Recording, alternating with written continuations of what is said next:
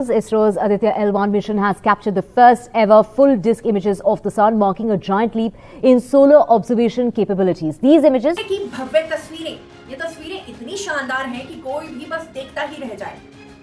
Payload ने सूर्य के photosphere यानी उसकी सतह और क्रोमोस्फेयर यानी सूरज की सतह और उसके बाहरी वायुमंडल के बीच की लेयर है वहां की तस्वीरें ली हैं। आदित्य L1 जहां अर्थ से 1.5 मिलियन किलोमीटर दूर स्पेस में लैग्रेंज पॉइंट L1 पर प्लेस होगा, वहीं नासा के मुताबिक पार्कर सोलर प्रोब सन की आउटर मोस्ट लेयर कोरोना तक गया है। आदित्य L1 इतना भी पावरफुल नहीं हो सकता कि सूर्य चांद सितारों को ट्रेस कर सके। ऐसे ही बस अपने प्रोपेगेंडा करता है, कोई ऐसी सदाकत नहीं होती उसके काम में। सूरज पे गया, सूरज की सतह से थोड़ा ऊपर यानी फोटोस्फीयर का तापमान करीब 5,500 डिग्री सेल्सियस है, जबकि उसके केंद्र का तापमान 1.5 करोड़ डिग्री सेल्सियस से भी ज्यादा। ऊपर से पास जो है आदित्य L1 की 46 मिलियन है इसका बजट था। देखिए, सबसे बड़ा फायदा मैंने आपको शायद बताया था कि फ्यूचर में इतनी चीप ट्रैवलिंग जो है, अगर वो भारतीय कर रहे हैं तो वो सारा दुनिया का बिजनेस भारत में आएगा। जानकारी के अनुसार ये इमेजेस 200 से 400 नैनोमीटर वेवलेंथ रेंज में कैप्चर की गई हैं। यानी तस्वीरें सोलर स्टडी के लिहाज से बहुत मददगार साबित होने वाली हैं। ताकत नहीं है, बीच में सच्चाई नहीं बिल्कुल भी नहीं है। सूरज को कोई आसान काम नहीं है उसको छेड़ना, और फितरत के काम में तो वैसे भी कोई मुदाखलत नहीं कर सकता। नजर में वो चांद पर भी नहीं गए फिर? नहीं, बिल्कुल भी नहीं। वो दुनिया के सामने अपना म्यार बुलंद करने के लिए ऐसे बस भर के लोगों ने उनको दुनिया भर के लोगों ने उनको अप्रिशिएट किया है। नासा ने कहा हमें तकनीक बताओ, आप लोग कैसे साउथ पोल पे चांद में पहुंच गए हो। मैं समझता हूँ कि it's a huge achievement. L1 जो आदित्य L1 उसकी पोजीशनिंग को डिफाइन कर रहा है और 1500 केजी वेट है उसका जो गया है। इसको सन के कोरोना को पढ़ेंगे, सन के एनवायरनमेंट को पढ़ेंगे, सन की जो सोलर विंड्स है उनके बारे में रिसर्च की जाएगी। एजेंसी के हाथ एक और बड़ी कामयाबी लगी है। हम बात कर रहे हैं आदित्य L1 मिशन की। दरअसल आदित्य L1 स्पेसक्राफ्ट के SUIT पेलोड ने सूर्य की फुल डिस्क तस्वीरों को कैप्चर किया है। नमस्कार दोस्तों, आपका स्वागत है अपने टीचर में। दोस्तों, आदित्य L1 ने फिर से एक इतिहास रचा है। दोस्तों, आदित्य L1 के द्वारा इमेज लिया गया है जो 11 तरह का है, जिसको इसरो ने 8 दिसंबर को जारी किया, जो 200 से 400 नाइट्रिक मील की दूरी से लिया गया है शूट रिजोल्यूशन के द्वारा, और उसे शूट किया गया है जहां पर सूर्य की रोशनी को अच्छे से कैप्चर किया गया है कि किस जगह कहां पर कैसा है।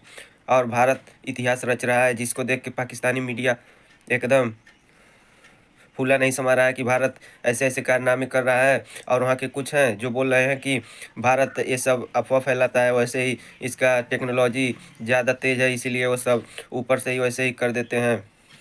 दोस्तों, आइए देखते हैं पाकिस्तानी मीडिया में और क्या बातें हो रही हैं, फिर मिलते हैं वीडियो के अंत में। धरती से सूरज की दूरी लगभग 15 करोड़ किलोमीटर। ऐसे में किसी अंतरिक्ष यान का वहां तक जा पाना संभव नहीं है। अब तक इंसानों द्वारा बनाई गई कोई ऐसी वस्तु भी नहीं है जो सूरज की इतनी प्रचंड गर्मी को बर्दाश्त कर सके। इसीलिए भारत का आदित्य यान धरती और सूर्य के बीच लैग्रेंज पॉइंट तक जाएगा और यहीं से सूर्य का अध्ययन करेगा। भारत के इस सूर्य यान का नाम आदित्य L1 है। आदित्य सूरज को कहा जाता है और L1 इसी लैग्रेंज पॉइंट को। सूरज हमारी पृथ्वी से लगभग 109 गुना बड़ा है और इसका व्यास करीब 13,90,000 किलोमीटर फैला। Aditya L1 spacecraft को entirety, offering scientists valuable data to study its behavior and contribute to advancements in space research. On X, ISRO said that these photos in near ultraviolet, this is the ultraviolet wavelengths, provide pioneering insights into the intricate details of the sun's photosphere and chromosphere. The Aditya L1 spacecraft was launched on the 2nd of September this year from the Satish Dhawan Space Center in Sriharikota. Due to media आजकल तो कोई सच्चाई है ही नहीं ना। दुनिया तो वैसे ही झूठे लोगों को आजकल फॉलो करती है। नासा और चाइना पागल है जो वो बात है कि वो क्या जो मर्जी कर दें, ये गलत बयानी है। अब्दुल सलाम थे हमारे स्पेस के चेयरमैन, उनके दौर में 2 रॉकेट या 2 satellites I think so launch की गई थी। वो भी ख्याली पुलाव था, क्योंकि रॉकेट्स और सैटेलाइट्स तो लॉन्च हो ही नहीं सकती हमारे मुताबिक, है ना। ये तकरीबन देखें, ये जो सबसे जो अपना एक बात है ना, ये वाली सूरज वाली, ये नामुमकिन सी बात है। ये बहुत मुश्किल है कि सूरज तक कोई पहुंच सके। ये आपको रिपोर्ट दिखा दूं BBC की, आपको रिपोर्ट दिखा दूं ऑफिशियल। जरा सा ये तेज हो जाए तो ये लोग गर्मी से मरना शुरू हो जाते हैं। अगर जरा सा काम हो जाए तो सर्दी से लोग मरना शुरू हो जाते हैं। ये नामुमकिन सी चीज है ना, ये हो ही नहीं सकता। जमीन के ऊपर सैटेलाइट्स है कि नहीं है? बिल्कुल है। Aditya L1 versus Parker solar probe, दोस्तों ये दोनों ही सन मिशन है। आदित्य L1 को कॉन्सेप्चुलाइज किया गया 2008 में एंड 2023 में ये लॉन्च हो रहा है। जबकि SUIT यानी solar ultraviolet imaging telescope payload को पुणे के IUCAA यानी inter university centre for astronomy and astrophysics, CESSI यानी centre for excellence and space science Indian, MAHE यानी Manipur Manipal academy of higher education, USO यानी उदयपुर सोलर ऑब्जर्वेटरी, तेजपुर विश्वविद्यालय और इंडियन इंस्टीट्यूट ऑफ एस्ट्रोफिजिक्स के वैज्ञानिकों ने इसरो के साथ मिलकर बनाया है।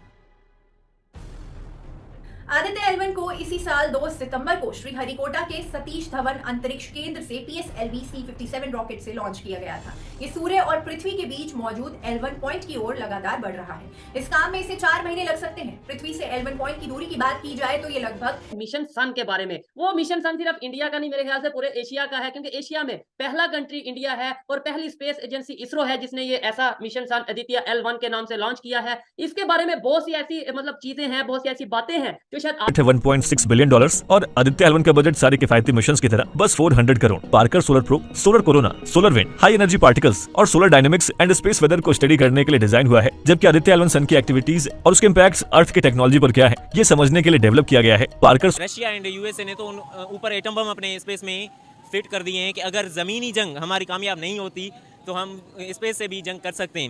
ये कब हुआ कि स्पेस में उन्होंने अपने एटम बम फिट कर दी? यह आपने नहीं देखा ना, आप तो अच्छा, इस जो ये उन्होंने ऊपर किया उसका नाम क्या उस मिशन का? I am not remember yet now but अगर बात करें 1998 की, जब पाकिस्तान एटॉमिक पावर बना था, उससे पहले जब इंडिया एटॉमिक पावर बना था या जब बात की जा रही थी, इंडिया की तरफ से खबर आती थी कि भाई जल्द ही इंडिया एटॉमिक पावर बनने जा रहा है, तो हमारे लीडर यहाँ पे ये कहते थे कि हम घास खा लेंगे लेकिन अपने हरीफ के मुकाबले में एटॉमिक पावर बनेंगे। हम घास खा लेंगे लेकिन दुनिया को ये दिखाएंगे कि अगर इंडिया एटॉमिक पावर बन सकता है तो हम भी बनेंगे।